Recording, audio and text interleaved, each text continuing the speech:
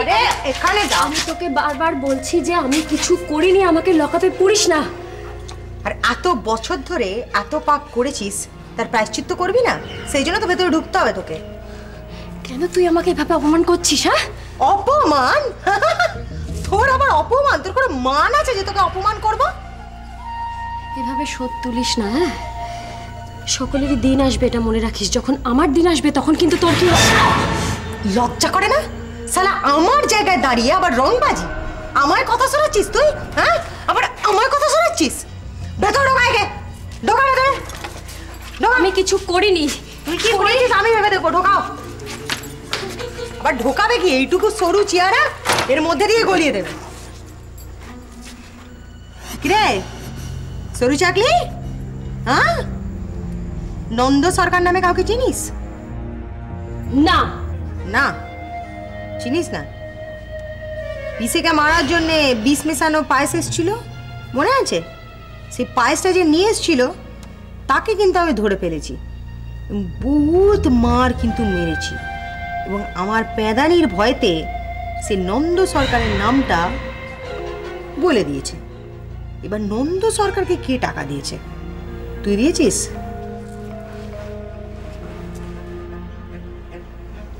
অপূর্বকে মারবার জন্য আমি লোক লাগাবো? আমি অপূর্বকে ভালোবাসি। কি ভালোবাসা? তোর ভালোবাসা আর কষায়ের মুরগি পোষা দুটো ঠিক একই রকম। যখন তোর মর্জি হবে তুই তাকে পট করে কেটে ফেলবি। তুই কেন আমাকে সব ব্যাপারে জড়াচ্ছিস?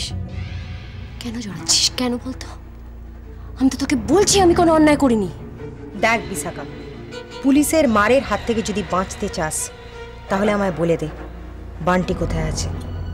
তুই কিন্তু খুব ভালো করে জানিস যে বান্টি আমার প্রাণ। আমার বান্টিকে তুই আমার কাছ থেকে আলাদা করেছিস, আমি কিন্তু তোকে ছাড়বো না। মনে আছে? মনে পড়ছে আমাকে মারতে গেছিলি আসিওমে? কিরে মনে পড়ছে তো? এখানে আমি না তোকে পুঁতে ফেলবো। বল আমার ছেলে কোথায়? তুই যদি আমাকে খুনও করে ফেলিস পড়ি, আমার কিচ্ছু করার নেই। যে কাজটা আমি করিনি সেটার কথা আমি তোকে কি করে বলবো?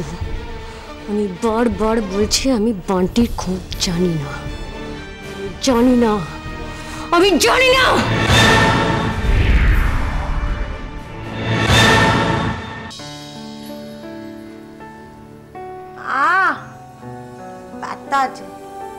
নার্সিংহোম থেকে কাউকে কিছু না বলে চলে আসাটা কিন্তু আপনার উচিত হয়নি ডাক্তারবাবু। রাস্তায় যদি কিছু হয়ে যেত তখন তার দায় তো আমাদেরই নিতে হতো।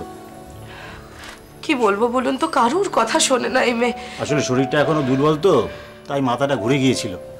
ওটা নিয়ে অত চিন্তা করার কিছু নেই। ব্যান্ডেজটা খুলে দিলাম, ওটার আর দরকার নেই। তবে কয়েকটা দিন রেস্ট নিলে সেটা আপনার পক্ষে ভালো। এখন সত্যি কারুর কথা শোনে না, দুম করে বেরিয়ে গেল থানায়। ও কারো কথা শোনার মেয়ে নয়। ওকে আপনি আবার নিয়ে যান তো, নার্সিংহোমে ভর্তি করে দিন। তবু বিশ্রামে থাকবে। ও কারো কথা শোনে না, নিজের মতে মতে চলে। ঠাম্মা অনেকক্ষণ ধরে কিন্তু তুমি আমার বিরুদ্ধে প্রচুর পুরকি দিয়ে যাচ্ছ। হ্যাঁ বলবোই তো, তুই কারো কথা শুনিস? তোর মা বললো বাড়িতে কদিন রেস্ট নিতে, তুই শুনেছিস মার কথা? চলে গেলি থানায় অপরাধী ঠেঙাতে। ওরা বদমেজাজি পুলিশকে আপনার দরকার নেই। আমরা পারবো না বাড়িতে রাখতে। আপনি ওকে নিয়ে যান ডাক্তারবাবু। পেশেন্ট এমনিতে ঠিকই আছে, এখন আর তো কিছু চিন্তার কিছু নেই। তবে এই সময় খুব একটা বেশি ঝুঁকি না নেওয়াই ভালো। ঠিক আছে? ঠিক আছে, তো এখন তো অসুবিধা নেই কোনো। ঠিক আছে।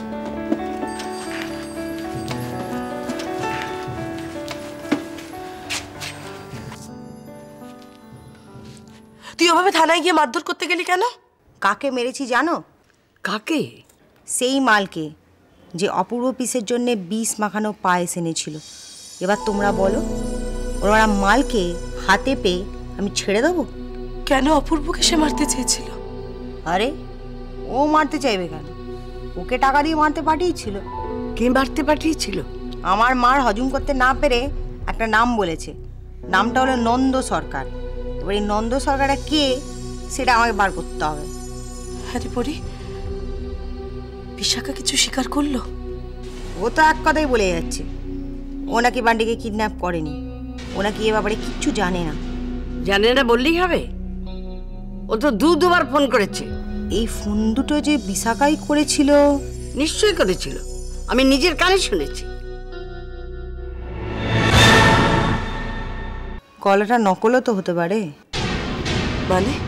মানে হচ্ছে এটাও তো হতে পারে যে অন্য কেউ বিশাখার গলাটা নকল করে ফোন করেছিল। এ আবার কি বলছিস পরি? দেখো ঠাম্মা, আমরা যে বান্টির ব্যাপারে বিশাখাকে সন্দেহ করি, এটা তো কেউ চাইতেও পারে। কে চাইবে? জানি না, সেটা বলতে পারবো না। তবে দেখো, আমার একটা সন্দেহ হচ্ছে, বিশাখা শালি বহুত ধুরন্ধর মাল। ও কি এত বড় মিস্টেক করবে? তুই বিশাখার কথা বিশ্বাস করিস না, ও মেয়ে সব করতে পারে। বিশাখাকে আমি বিশ্বাস করি না ঠাম্মা। বিশাখা কি জিনিস সেটা সবচেয়ে ভালো আমিই জানি। ও সব কিছু করতে পারে। তবে যাই হোক, যখন ওকে একবার ভিতরে ঢুকিয়েছি তখন মার খেয়ে ওর মুখ দিয়ে কথা না বার করিয়ে তবে ছাড়বো না। তবে কি জানো তো, বান্টির জন্য আমার মনটা খুব খারাপ লাগছে গো। পরি, বান্টিকে ছাড়া আমি বাঁচতে পারবো না। বারবার আমার কোল থেকে বান্টিকে কে সরিয়ে নিয়ে যাচ্ছে। দুবার কষ্ট করে ফিরিয়ে এনেছি, এবার যদি না ফিরিয়ে আনতে পারি তাহলে পরি, এবার যদি আমার জীবন থেকে বান্টি চিরদিনের মতন চলে যায় তাহলে আমি আর বাঁচবো না।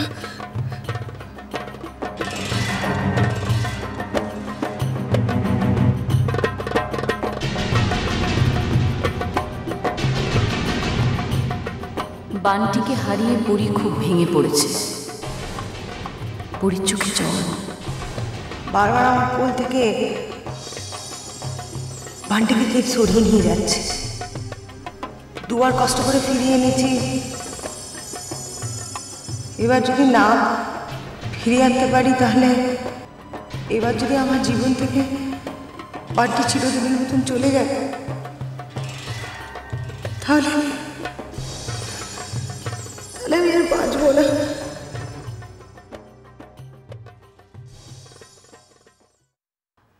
পরির চোখের জল মুছে দেবার এটাই তো উপযুক্ত সময়। বিশাখা বান্টিকে কিডন্যাপ করেনি এটা পরি বুঝতে পারছে না। পরি এবার অন্যদিকে নজর দেবে, স্বাভাবিক। আর পরির নজরে পড়ার আগেই দাসটা আমাকে ফেলতে হবে, না হলে আমার উদ্দেশ্যটা যে মাটি মারা যাবে।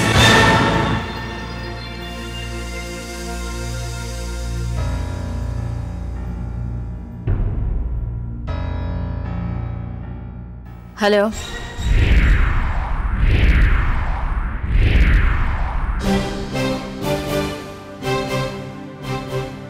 বান্টিকে ছেড়ে দাও। সময়টা আমি বলে দেবো। ঠিক সময় মতো বাঁশতলা থানায় বান্টিকে পৌঁছে দেবে। কি? সেটা তোমার ভাববার কথা না, আমার ভাববার কথা। আমি ভাববো। হ্যাঁ, ডেরাটা তুলে দেবে।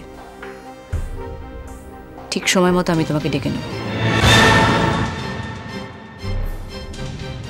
পরীকে কি জানিয়ে দেবো যে বান্টি অপহরণের স্ক্রিপ্টটা আমি লিখেছি? না না, এখনো তার সময় হয়নি। এখন কিছু হিন্ট দিলেই পরি বুঝে যাবে। সময় আসুক, পরি ঠিক বুঝে নেবে শতরূপা সত্যি ভালো বন্ধু। না না, বিশাখাকে অ্যারেস্ট করে পরি কোনো ভুল করে। বান্টিকে কিডন্যাপ করে যে অন্যায় বিশাখা করেছে তার জন্য আইন ওকে ছাড়বে না, কড়া শাস্তি দেবে। কিন্তু বাবা, বিশাখা তো এখন বলছে ও নাকি কিডন্যাপ করেনি। ও সব চাপে পড়ে মিথ্যে কথা বলছে। আরে কিডন্যাপ করবে অন্যজন আর তার জন্য টাকা চাইবে বিশাখা, এ কখনো হতে পারে? হ্যাঁ, ফোনে তো আমি আর মা স্পষ্ট বিশাখার গলাই শুনেছি। তাহলে তোমরা যখন বলছো তখন নিশ্চয়ই এই অন্যায় কাজটাও করেছে, এই নোংরামিটা। ওকে লক আপে পরি ভালো করে ব্যবস্থা করুক, দেখবে ঠিক গলগল করে সব সত্যি কথা বলে দেবে। হ্যাঁ, পুরী যেরকম রেগে আছে, বান্টিকে পাওয়া না গেলেও তো বিশাখাকে মেরেই ফেলবে হয়তো। না না না, সেটা যেন না করে। ওটা মাথা গরম করে যদি করে তাহলে কিন্তু আইন ওর বিরুদ্ধে চলে যাবে। ওই যেটুকু কথা আদায়ের জন্যে দরকার সেইটুকুনি যেন করে, তার বেশি যেন কিছু না করে। হ্যাঁ, আমিও ভাবছিলাম পরীকে সে কথাটা বোঝাবো। ও হ্যাঁ, তোমার মার ইচ্ছে এ বাড়িতে আবার দুর্গা পূজা হোক। পরীকে বাড়ির মেয়ে হিসেবে ফিরে পাওয়া গেছে, সেই জন্যই তার। কিন্তু বাবা, বান্টির তো এখনো কোনো খোঁজ নেই। অপূর্ব কেসটাও খুব শিগগিরই কোর্টে উঠবে। আর তাছাড়া ইন্দুর ঘটনাটাও তো খুব বেশি দিনের নয়। এই অবস্থায় পুজো করাটা কি ঠিক হবে? হ্যাঁ, পুজোতে আমারও সায় নেই। ইন্দু নেই, তাকে বাদ দিয়ে এই বাড়িতে পুজো? না না, ও পুজো যেমন বন্ধ আছে থাক। তোমরা বরং মাকে একটু বোঝাও, ইন্দুকে। না, আমার মন এখন ওকে নিয়ে বড় উতলা হয়। ইন্দুর খুনি খুব শিগগিরই ধরা পড়বে। কি করে বলছেন না? আপনি কি কোনো হিন্ট পেয়েছেন? না, এখন সেটা বলা যাবে না, তবে আমার উপর একটু ভরসা রাখতে পারেন দাদা।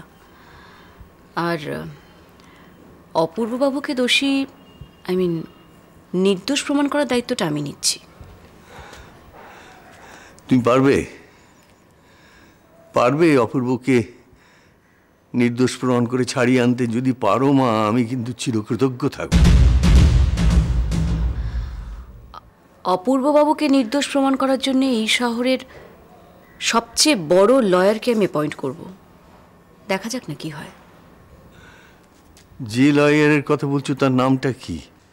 অশোক দেশাই। অশোক দেশাই? তার তো বিরাট ফিজ। ওসব চিন্তা আপনাদের করতে হবে না। ও হ্যাঁ, আপনার শরীর এখন কেমন আছে মিস্টার চৌধুরী? হ্যাঁ, ভালো। কিন্তু হঠাৎ এই কথা জিজ্ঞেস করছো কেন? শরীর ভালো না থাকলে আপনি বিচারে বসবেন কেমন করে? বিচার? কিসের বিচার?